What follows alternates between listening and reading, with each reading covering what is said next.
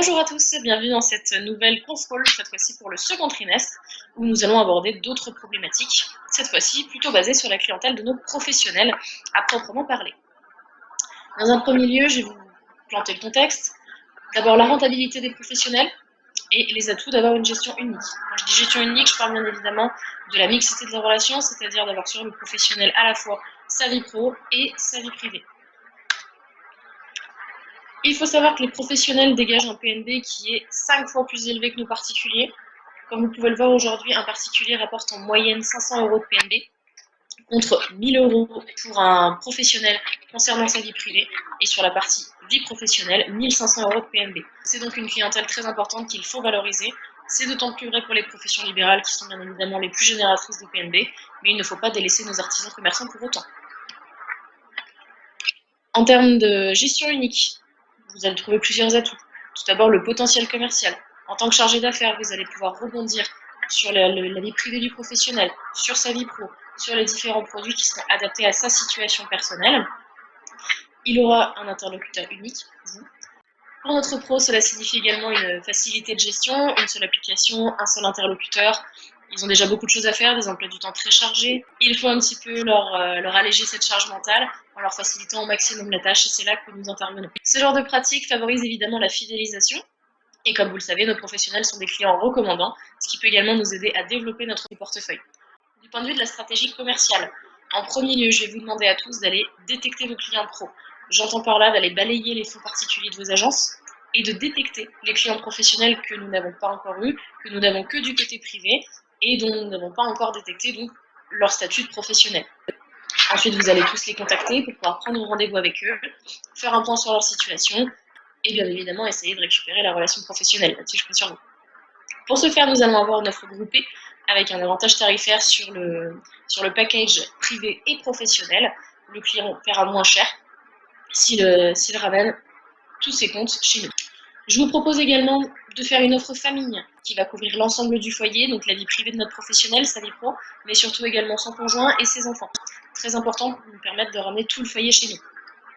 Au niveau des entrées en relation, à vous également de faire jouer votre potentiel pour réussir à récupérer également sa vie privée. Bien sûr, en énumérant tous les avantages que je vous ai donnés et que vous connaissez bien sûr. Je vais donc laisser M. Van der Straten prendre la suite sur les différentes stratégies. Julien, c'est à vous. Allez, donc je vais prendre le relais. Donc en ce qui concerne le focus sur les produits et services de la double relation. Donc un des aspects les plus faciles à aborder avec le client pour promouvoir cette nouvelle double relation, ce sera bien évidemment l'application unique. Donc là, le client, bien sûr, il sera familier déjà avec l'une des applications. Ensuite, on va pouvoir aborder la gestion des placements. Donc là, on va vraiment aller demander au client, donc bien sûr, ses perspectives en termes de volume et d'horizon. Qui concerne la prévoyance, on va venir protéger le client dans l'entièreté, du côté de sa vie professionnelle et du côté de sa vie de tous les jours à titre privé. On va aussi retrouver ensuite des outils de gestion. Donc là, en fait, nous, on va vous proposer, chez nous, ça va se matérialiser par exemple par le logiciel qui permet aux professionnels de faire une comptabilité automatisée. Et donc, vous allez pouvoir bien sûr utiliser ce prétexte pour les attirer chez nous. Et enfin, nous avons l'offre d'assurance.